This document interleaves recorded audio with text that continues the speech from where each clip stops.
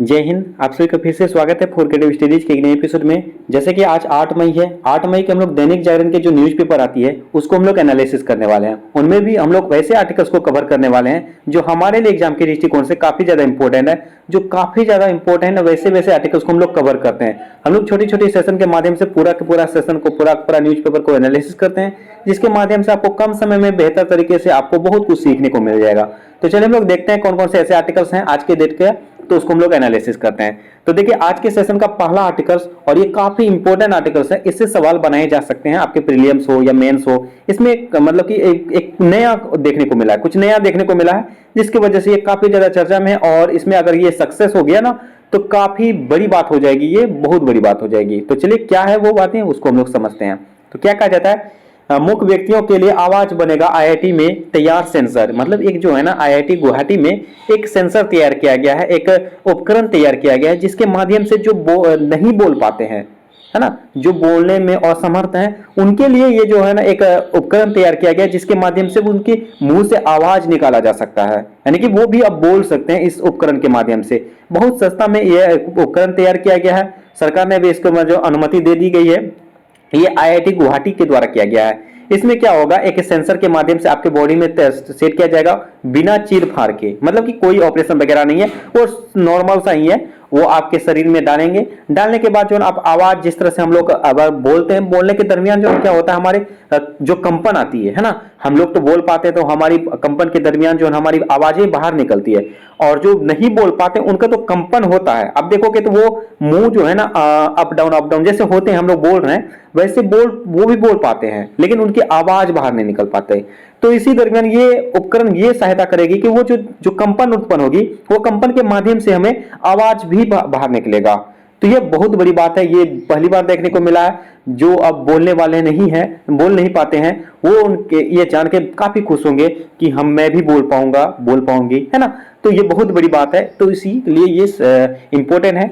तो देखिए, तो ये किसने बनाया है, आईआईटी गुवाहाटी ने बनाया है। एक सेंसर बनाया है, व्हीकल बनाया है ना।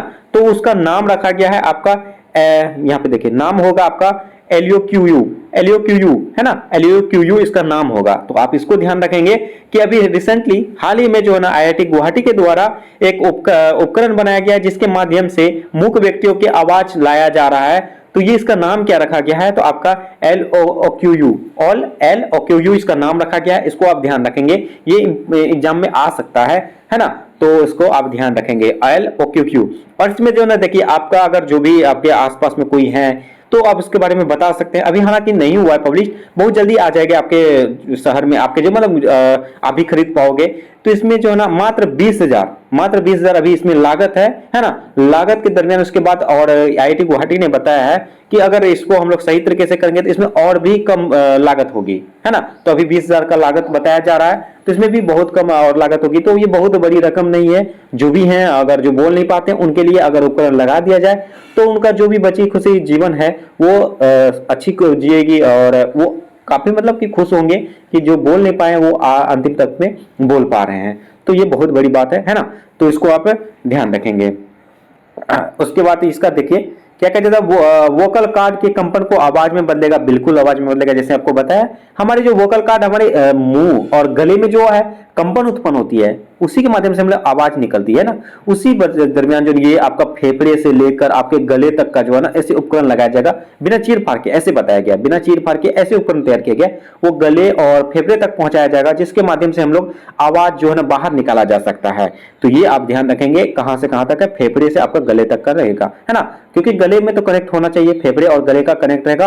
और इसमें जो कंपन उत्पन्न होगी, कंपन के दरमियान ही हमें आवाज निकलेगी और हमें सुनाई देगी। ओके, तो ये आप ध्यान रखेंगे। और इसके लिए जो है देखिए, अब एक होता है ना कि आपका कंपन जो है, जैसे मैं अभी हिंदी बोल रहा हूं तो इसका मतलब नहीं है कि सिर्फ हिंदी वाला ही उपकरण होगा। मैं हिंदी बोलने की कोशिश कर रहा हूं तो हिंदी में ही वो उच्चारण करेगा, ऐसा नहीं है। ये उपकरण ऐसा तैयार किया जा रहा है जैसे कि अनेकों भाषाओं में, यानी कि आपको पता है भारत में अनेकों प्रकार की भाषाएं बोली जाती है, तो उसके माध्यम से, उसके जरिए, उसकी तरह से उसको देखते हुए इन्होंने क्या किया है, तैयार किया, यानी कि हर भाषा में वो बोल सकते हैं। जो भी भाषा आप बोल पा रहे हैं वैसे भाषाओं को वो उच्चारण कर सकता है। इस तरह से ये उपकरण तैयार किया जा रहा है। आप चाहो जो भी मतलब कि बिहारी हो तो बिहारी टाइप के, जैसे आपका पूर्वोत्तर भारत हो या दक्षिणोत्तर भारत हो, तो आप मलयालम, तेलुगु, सब प्रकार की भाषाएं इसमें बोली जा सकती है। मतलब जिस तरह से आप कंपन उत्पन्न करोगे उस तरह से वो उच्चारण करने वाले हैं।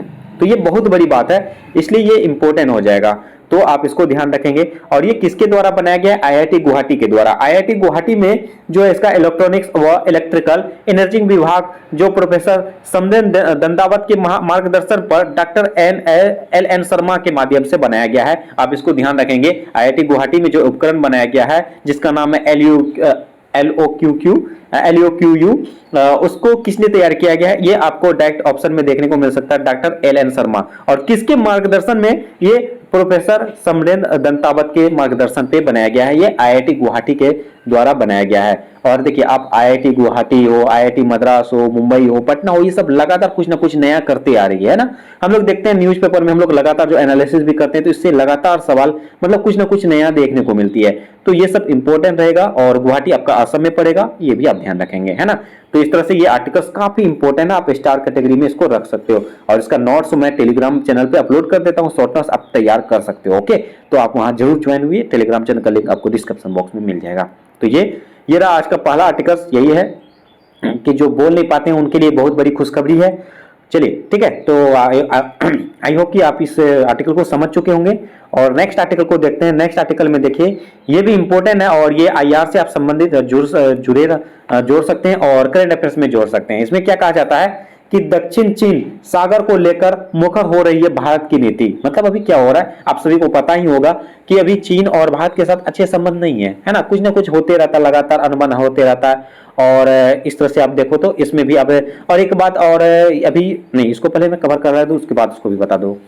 कहा जाता है चीन सागर में तैनात 3 पोत है। पोत होता है जो ना, जिसका नाम, आपके इस नाम को ध्यान रखना है भाई, ये नाम आपको ऑब्जेक्टिव टाइप के एग्जाम में पूछे जाते हैं, डायरेक्टली पूछे जाते हैं। तो अभी चीन सागर में तैनात जो 3 पोत हैं, इसका नाम है आईएनएस दिल्ली, आईएनएस शक्ति और आईएनएस किल्टन। देखिए ये क्या हुआ है, ये होता क्या है, जैसे आप समुद्री सागर में होता है ना, सागर के आप अपने अपने सेना रखोगे, पोत रखोगे, कि अगर कुछ भी हमला वगैरह हो, कुछ भी किसी प्रकार का अनबन हो, तो आप अटैक कर सकते हो या अपने अपने को सुरक्षा दे सकते हो, है ना। तो इस तरह से ये पोत तैयार किया जाता है। अब चीन वाले भी भारत के पास पोत रखते हैं और भारत भी चीन वाले के पास पोत रखते हैं, क्योंकि लगातार इसमें अनबन होते रहती है। तो कुछ भी हो सकता है ना, चाहे अच्छे खासे संबंधी हो, उसमें भी ये पोत काम दे देंगे या मारपीट में भी काम दे देंगे, मतलब हर चीज में ये सहायता करने वाली है। तो इस तरह से चीन सागर में जो है ना 3 पोत तैयार किया गया भारत के द्वारा, जिसका नाम है आईएनएस दिल्ली, आईएनएस शक्ति और आईएनएस किल्टन। अभी क्या हुआ है, जैसे आप चीन और भारत का संबंध तो अच्छे नहीं है, ये भी पता है। और 2020 में जो लद्दाख जो है अपना, लद्दाख के दक्षिणी छोर पे जो है ना, वहां पे अनबन हो गया था, यानी कि मनमुटाव हो गया था चीन का, कि ऐसा क्यों कर रहे हो। मतलब चीन वगैरह सब तो, पाकिस्तान वगैरह सब यही तो करता है कि ये मेरा है ना, ये क्षेत्र मेरा है, मैं ही करूंगा, ये सब होते रहता है। तो इस तरह से चीन मनमुटाव हो गया। तो मनमुटाव हो गया, इसी वजह से भारत भी जो है ना उससे दोस्ती करना मतलब मुखर रही है। तो जैसा आप करोगे वैसा मैं भी करूंगा, है ना। तो इस तरह से ये मुखर रहे हैं भारत भी चीन के साथ। और ये भी आपको इस आर्टिकल्स में दिया गया है। चीन से ज्यादा बेहतर तरीके से अभी अच्छी संबंधी जो है ना सिंगापुर के साथ है। अभी आप ये भी पता होगा कि भारत के साथ जो है ना व्यापारिक स्थल में आप देखो तो सिंगापुर सबसे पहला स्थान पे है, ये आपको पता होगा, है ना। तो अभी सिंगापुर के साथ भारत के साथ अच्छी खासे संबंध है। तो सिंगापुर में भी यही 3 पोर्ट है ना, सिंगापुर के भी में भी यही 3 पोर्ट, आईएनएस दिल्ली, आईएनएस शक्ति और आईएनएस किल्टन, वहां भी भेजा गया है, और इससे सिंगापुर काफी खुश हैं, है ना। ये मतलब ये सिंगापुर काफी खुश है, अच्छे खासे संबंधी, दोस्ती यारी दोनों में है, तो वो काफी खुश हैं। लेकिन ये चीन जो है ना वो मतलब कि मनमुटाव कर रहा है, तो आप समझ सकते हैं, है ना। तो ये बातें हैं, अब चीन में भी और सिंगापुर में भी ये पोर्ट हैं। और अभी रिसेंटली क्या हुआ, 3-4 दिन पहले मैंने इसके बारे में आई थिंक मैंने आर्टिकल मतलब कि सेशन में अपलोड किया भी था, बताया भी था कि अभी अडानी ग्रुप जो है ना फिलीपींस में पोर्ट तैयार किया जा रहा है, एयरपोर्ट तैयार कर रहा है ना। उसमें भी फिलीपींस का जो है ना वहां पे एक बताना शहर है, वहां पे ये पोर्ट तैयार किया जा रहा है अडानी ग्रुप का। तो उसके बारे में भी ये हम लोग समझते हैं यहाँ क्या कहा जाता है। देखिए, अडानी ग्रुप है ना, अडानी ग्रुप क्या है, Adani ports special economic zone यानी कि APSEZ ने दक्षिण चीन सागर के पास फिलीपींस के शहर बताना में एक पोर्ट और एयरपोर्ट बनाने का प्रस्ताव रखा। ये भी आप ध्यान रखेंगे कि अभी जो रिसेंटली अडानी ग्रुप जो है ना, फिलीपींस में एक शहर है बतान, है ना, बतान में इन्होंने एक पोर्ट तैयार करने की प्रस्ताव रखा गया और इसके साथ साथ एक एयरपोर्ट भी बनाने को तैयार रखा है। मतलब ये अडानी ग्रुप जो है ना अभी कुछ साल मतलब इधर ही श्रीलंका पे भी पोर्ट बनाया था, है ना। आपको ये भी पता होगा श्रीलंका में पोर्ट बनाने के बाद अब ये फिलीपींस में भी पोर्ट बनाने को तैयार है, प्रस्ताव प्रस्तुत कर चुका है और फिलीपींस भी इसमें बहुत जल्द इसका अपना फैसला सुना देगी, है ना। तो इसके बारे में भी आप ध्यान रखेंगे। अडानी ग्रुप कहां पे भी है, फिलीपींस में ये अपना पोर्ट तैयार कर रहे हैं और एयरपोर्ट तैयार कर रहे हैं। इससे पहले कहां तैयार किए थे, श्रीलंका में तैयार कर चुके हैं। तो आप इसको ध्यान रखेंगे, ये अडानी ग्रुप कर रहे हैं, तो आप इसको ध्यान रखेंगे, ठीक है। तो इसमें क्या कहा जा रहा था, चीन और भारत के बीच अच्छे संबंध नहीं होने के कारण चीन जो है, भारत जो है चीन के साथ मुकर रहे हैं, मुकरना जायज भी है, जैसे जो मनमुटाव करेगा वैसे करेंगे। ये 2020 का ये झंझट है ना, लद्दाख के पास जो है उसका लद्दाख के दक्षिणी छोर पे ये मनमुटाव हुआ था चीन का, तो उसी तरह से ये अब तक मनमुटाव हो रही है ये पोर्ट से संबंधित। तो उसके बाद सिंगापुर के साथ अच्छे खासे संबंध है और सिंगापुर के पास भी ये 3 पोर्ट तैयार किया गया है भारत के द्वारा और सिंगापुर इससे काफी खुश हैं। और अभी फिलीपींस में जो है ना अडानी ग्रुप वहां पे पोर्ट्स और एयरपोर्ट बनाने के लिए प्रस्ताव रखा है, इसको भी ध्यान रखेंगे। उम्मीद करता हूं ये भी आर्टिकल्स आप सभी समझ चुके होंगे। चलिए नेक्स्ट आर्टिकल रहने वाली है, नेक्स्ट आर्टिकल ये भी इंपॉर्टेंट आर्टिकल्स रहने वाली है। और इससे पहले मैंने आपको ये भी बताने वाला था, जैसे कि अभी क्या हुआ है, अभी देखो अब होता क्या, देश के लिए एक राजदूत तैयार किया जाता है, राजदूत मतलब बनाया जाता है, हर देश का लगभग होता है। जैसे भारत का राजदूत किसी और देश में अलग होते हैं, जैसे होता है ना, आप मान के अमेरिका में राजदूत कौन है, आप पढ़े होंगे, भारत का राजदूत अमेरिका में कौन है, चीन में कौन है, जापान में कौन है, रूस में कौन है, मतलब इस तरह से राजदूत बनाए जाते हैं। और अदर देश भी, अपने देश में भी, भारत में भी ये राजदूत बनाकर भेजे जाते हैं। तो जैसे कि आपका हो गया अमेरिका का राजदूत भारत में कौन है, चीन का राजदूत कौन है। तो अभी रिसेंटली आज के डेट में जो ना चीन ने भी क्या किया है, राजदूत को भेज दिया है भारत, यानी कि कल के डेट में, कल 9 मई को आने वाले हैं भारत, यानी चीन के राजदूत, नए राजदूत जो 18 महीना के बाद वो बन रहे हैं। इससे पहले 18 महीना लगभग 1.5 साल जो है ना मनमुटाव की वजह से वो चीन वाले जो ना राजदूत नहीं भेज रहे थे, नियुक्त नहीं कर रहे थे भारत में। तो कल के डेट में भारत आने वाले हैं और उसमें जो है ना अपना शपथ ग्रहण लेने वाले हैं दिल्ली में, है ना। तो इसको भी ध्यान रखेंगे, ओके। तो ये भी आर्टिकल्स आज के डेट में था, तो मैंने इसकी शायद नहीं नोट डाउन किया, लेकिन बता दिया मैंने। तो ये भी आप ध्यान रखेंगे, कुल 18 महीना के बाद वो शपथ ग्रहण करने वाले हैं 9 मई को, कल के डेट में। और कल के डेट में कल न्यूज में आ जाएगा, तो मैं उसको कल कवर करा दूंगा, ठीक है। तो ये भी आप ध्यान रखेंगे। अभी चीन में जो है ना, चीन का राजदूत जो है ना तैयार नियुक्त किया गया भारत में, जो 18 महीनों के बाद किया गया है। तो मैं उसका सब कुछ डिटेल कल बता दूंगा, ठीक है। तो ये अब ये क्यों इंपॉर्टेंट हो जाएगा, क्योंकि ये काफी लंबे समय के बाद बना है और चीन के साथ अच्छे खासे संबंध नहीं होने की वजह से ये राजदूत बनाए जा रहे हैं। तो कोई ना कोई मकसद होगा, तो कुछ ना कुछ नया होने को है, तो इस वजह से ये इंपॉर्टेंट हो जाएगा, इसलिए हम लोग इसको भी कवर करेंगे कल के डेट में। तो आज हम लोग इतना ही रहने देंगे, है ना। और नेक्स्ट आर्टिकल रहने वाले हैं, देखिए नेक्स्ट आर्टिकल को देखते हैं हम लोग। नेक्स्ट आर्टिकल रहेगा आपका, पुतिन 5वीं बार बने राष्ट्रपति, रूसी राष्ट्रपति, पश्चिमी देशों से समारोह से बनाई दूरी। मतलब इसमें क्या कहा जाता है, अभी पुतिन जो वर्तमान समय में व्लादिमीर पुतिन राष्ट्रपति थे और फिर से वो राष्ट्रपति बने हैं। मतलब वो अब तक 5 बार राष्ट्रपति बन चुके हैं रूस में। कब कब बने हैं, 2000 में, 2004 में, 2012 में, 2018 में और अभी 2024 में वो राष्ट्रपति बन चुके हैं, यानी कि 5 बार टोटल बन चुके हैं। तो बहुत बड़ी बात है। और अभी आपको पता ही होगा, रूस और यूक्रेन के बीच लगातार मतलब कि हो रही युद्ध काफी महीनों से चल रही है ना। तो उसी दरमियान क्या हुआ है, अभी ये आपको क्यों कहा जा रहा है, पश्चिमी देशों ने समारोह से बनाई दूरी। इसमें क्या कहने का तात्पर्य है, तात्पर्य यह है जैसे कि आपका रूस का है, रूस के जितने भी उसके पश्चिमी देश हैं, है ना, वो टारगेट पश्चिमी देशों के साथ किया गया, क्योंकि अमेरिका हो गया, ब्रिटेन, कनाडा, यूरोपियन यूनियन, ये सब रूस के लगभग पश्चिमी क्षेत्र में आते हैं, है ना। तो उसके बारे में कहा है कि आप अगर मेरे साथ अच्छे से बात करोगे, अच्छे से रहोगे, तो मैं भी अच्छे से रहूंगा। मतलब कि जैसा का तैसा, आप जैसे करोगे मैं भी वैसा करूंगा।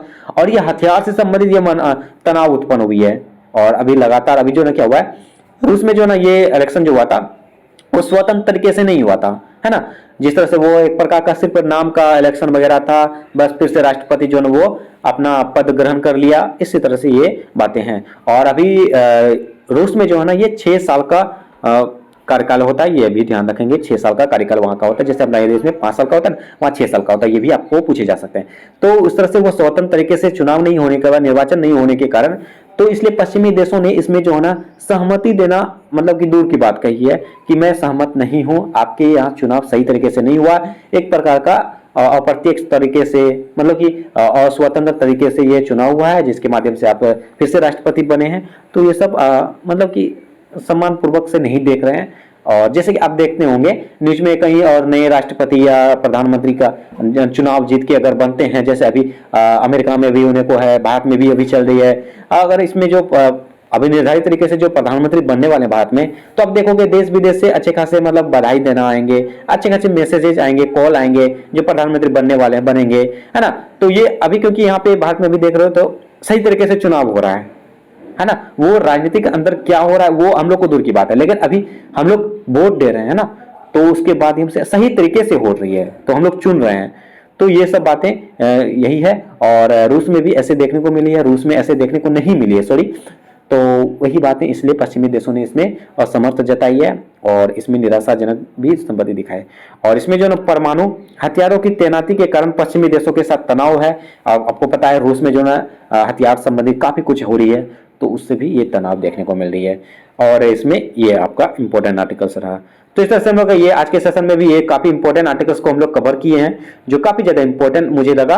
और इससे संबंधित सवाल बनाए जाएंगे भाई, इससे आप नोट डाउन जरूर कर लेंगे, और इसका टेलीग्राम चैनल पर मिल जाएगा, तो आप वहां से भी नोट डाउन करेंगे और इसका रिविजन जरूर कर लीजिए।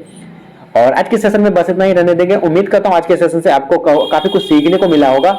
और एक निवेदन है आप सभी से, जो भी चैनल में पहली बार हैं और चैनल को सब्सक्राइब नहीं किया तो प्लीज चैनल को सब्सक्राइब जरूर कर लीजिए और बेल आइकन को जरूर हिट करें।